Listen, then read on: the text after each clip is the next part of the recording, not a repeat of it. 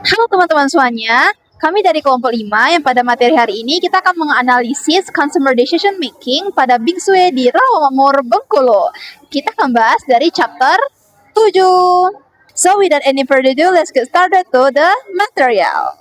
Banyak bisnis minuman dan es krim itu hanya fokus pada jualan produknya aja. Padahal menurut Michael Solomon, dalam bukunya di Consumer Behavior Chapter 7, bisnis yang berhasil adalah bisnis yang memahami bagaimana konsumen membuat keputusan mereka dalam membeli sesuatu.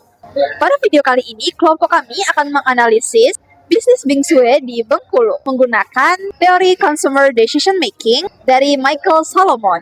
Bingsue merupakan bisnis franchise food and beverage yang menjual berbagai minuman dan ice cream dengan target utamanya yaitu remaja, mahasiswa, dan anak muda. Bingsue berkembang karena memiliki harga yang terjangkau, tampilan produk yang menarik, serta promosi digital yang kuat. Menurut Solomon Chapter 7, proses keputusan pembelian konsumen terdiri dari 5 tahap, yaitu ada problem recognition, information search, evaluation of alternative, purchase decision, and purchase evaluation. Pertama adalah problem recognition. Bingsue berhasil menciptakan keinginan konsumen melalui visual produk, cuaca yang panas, promo, dan tren media sosial. Konsumen awalnya mungkin tidak berniat untuk membeli nih, tetapi setelah melihat konten atau store Bingsue, muncul nih keinginan mereka untuk beli. Tahap kedua adalah information search. Ini adalah proses di mana konsumen biasanya mencari informasi melalui TikTok, Instagram, review, ataupun rekomendasi dari temannya. Nah, hal ini itu sesuai dengan artikel Explaining the Consumer Decision Making Process yang jelasin nih, kalau misalnya konsumen modern itu sangat mudah banget dipengaruhi oleh digital touch points dan media sosial. Tahap ketiga adalah evaluation of alternatives. Konsumen membandingkan Bingsue dengan brand lainnya kayak Bingsue ataupun brand-brand es krim lainnya atau minuman sejenis berdasarkan harga, rasanya, suasana toko, dan popularitas. Nah, kelebihan Bingsue ini sendiri pada visual produk dan harganya yang relatif terjangkau. Untuk tahap keempat adalah purchase decision. Pada tahap ini, konsumen sering menggunakan fast thinking atau keputusan cepatnya nih. Kayak banyak konsumen itu beli karena produk itu terlihat menarik, teman ikut beli, ataupun toko yang terlihat ramai. Nah, ini tuh sesuai dengan konsep heuristic decision making dari Solomon, yaitu konsumen memakai shortcut sederhana saat memutuskan pembelian. Kelima, atau tahap terakhir adalah purchase evaluation. Itu adalah setelah membeli, konsumen akan menilai nih dan mengevaluasi mengenai rasa, pelayanannya, kebersihannya, kenyamanannya, ataupun pengalaman mereka selama di sana. Nah, jika pengalaman mereka positif, konsumen akan menilai ini suatu hal yang baik dan akan mengulangi pembeliannya lagi atau repeat purchase. Nah, bahkan mereka bisa aja foto atau mempromosikan itu di sosial media mereka. Dari analisis kami, Bingsue itu sendiri sudah menerapkan beberapa konsep ini, terutama dalam membangun daya tarik visual dan mempengaruhi keputusan cepat konsumen. Namun ada beberapa hal yang masih bisa dikembangkan dari Bingsue itu sendiri. Yang pertama, Bingsue masih cukup bergantung pada tren dan visual marketing. Jika trennya menurun, kemungkinan besar adalah minat tren konsumen itu bisa juga turun. Selain itu, Bingsue perlu memperkuat identitas brand mereka agar tidak hanya dianggap sebagai minuman viral yang biasa. Menurut kelompok kami juga, Bingsue seharusnya dapat meningkatkan loyalitas konsumen dengan membuat program membership, meningkatkan interaksi di media sosial, serta menjaga konsistensi kualitas produk dan pelayanan. Jadi berdasarkan teori Michael Solomon Chapter 7, keputusan pembelian konsumen itu enggak terjadi secara random guys, tapi dipengaruhi oleh psikologis dari konsumen itu sendiri. Terus media sosial, pengalaman pembelian mereka, dan strategi pemasaran dari bisnis itu sendiri. Dari analisis ini dapat kita simpulkan bahwa Bingsue itu udah cukup kuat dengan konsep consumer decision making menurut Michael Solomon. Nah, tapi mereka masih perlu nih untuk meningkatkan brand differentiation dan customer loyalty agar dapat berkembang lebih kuat dalam jangka panjang. Nah, dari cara konsumen mengambil keputusan tadi, kita bisa lihat kalau keputusan pembelian tidak hanya selalu murni rasional. Kadang ada faktor-faktor di sekitar yang secara tidak langsung ikut mempengaruhi bagaimana konsumen berpikir dan bertindak. Disinilah konsep context effects jadi relevan. Menurut Solomon, context effect adalah kondisi ketika lingkungan atau cara sebuah bisnis menyajikan sesuatu bisa mempengaruhi keputusan konsumen, bahkan tanpa mereka sadari. Dalam konsep ini ada 3 bentuk utama, yaitu priming, Priming, and Nudging. Kalau kita coba lihat penerapannya di dunia nyata, salah satunya ada di Bingsue Rawamakmur, Bengkulu. Kalau dari sisi framing, salah satu penerapan yang paling terlihat adalah pada strategi promo pada saat grand opening.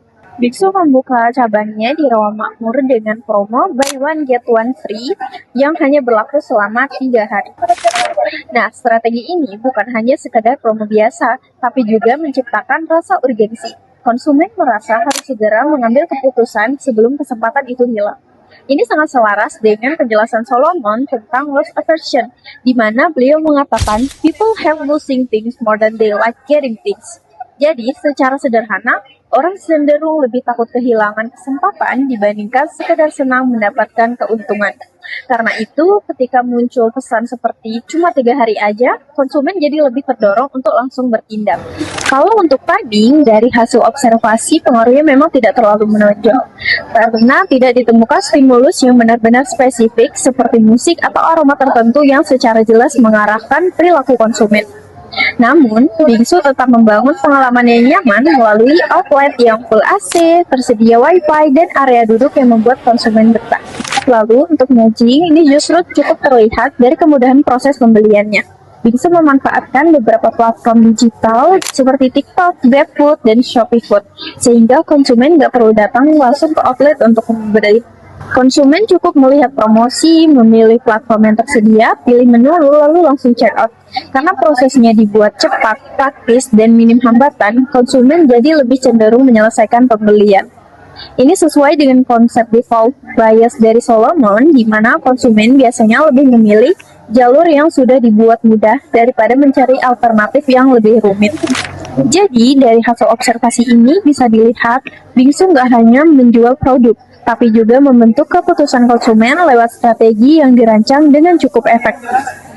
Oke, di sini saya akan menjelaskan mengenai keputusan pembelian melalui online decision making dan juga SEO. Pengaruh SEO yang baik dan relevan dalam keputusan pembelian orang lain. Jadi, kalau sekarang tuh, sebelum kita membeli sesuatu, kita pasti cari dulu di internet. Bener kan? Jadi mau cari makanan, minuman, tempat nongkrong, biasanya kita langsung membuka Google, TikTok, atau Instagram. Kayak sebelum datang ke sini, yaitu di Bingsu, pasti kita lihat dulu review orang, foto produknya, harga, maupun suasana di tempat ini. Apalagi itu hari pertama. Jadi kita melihat dulu review atau ulasan orang lain. Misal ulasannya itu positif, jadi kita akan tertarik untuk membeli. Namun jika ulasan itu negatif, maka kita ragu-ragu untuk datang di suatu tempat tersebut. Nah, dari sini sebenarnya kita sudah melakukan online decision making atau keputusan pembelian secara online. Kalau reviewnya bagus, banyak yang bilang enak, tempatnya nyaman, dan kontennya menarik, biasanya kita jadi makin yakin membeli atau datang ke tempatnya. Selain itu, ada juga SEO atau Search Engine Optimization. Simpelnya, SEO itu ada sebuah bisnis yang gampang ditemukan di Google. Jadi, waktu kita mencari tempat es krim yang bagus dan juga tempat es krim dekat kampus yang paling recommended, enak, maka di pencarian pertama itu akan orang kunjungi. Nah, nama Bingsu ini sering muncul di pencarian karena banyak dicari dan dibahas orang di internet. Dan itu pastinya dipengaruhi review pelanggan tadi, konten TikTok, Instagram, maupun aktivitas online lainnya. Makanya, sekarang review pelanggan itu sangat penting. Karena kadang kita lebih percaya pengalaman orang lain dibanding iklan. Kalau banyak review positif tadi, jadi kita lebih tertarik membuat coba, atau kalau reviewnya jelek, biasanya kita langsung ragu untuk mencoba. Baik, sekian dari saya. Terima kasih. Sekian analisis bisnis Bingsue di Rawamakmur dari kelompok kami, sesuai dengan materi Michael Solomon, Chapter 7. Wassalamualaikum warahmatullahi wabarakatuh.